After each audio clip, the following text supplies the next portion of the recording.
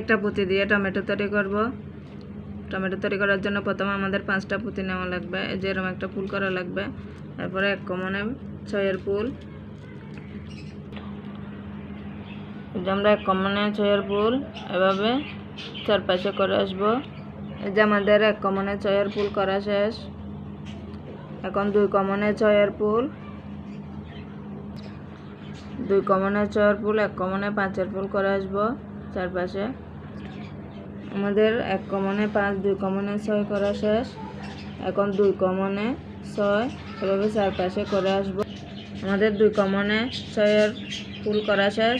এখন 2 কমনে 5 ফুল করব, এভাবে চারপাশে করে আসবো। 2 কমনে 5 ঘর শেষ।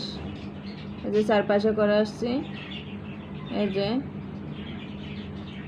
এটা শেষের লাইন, এটাও 2 কমনে 5 ফুল।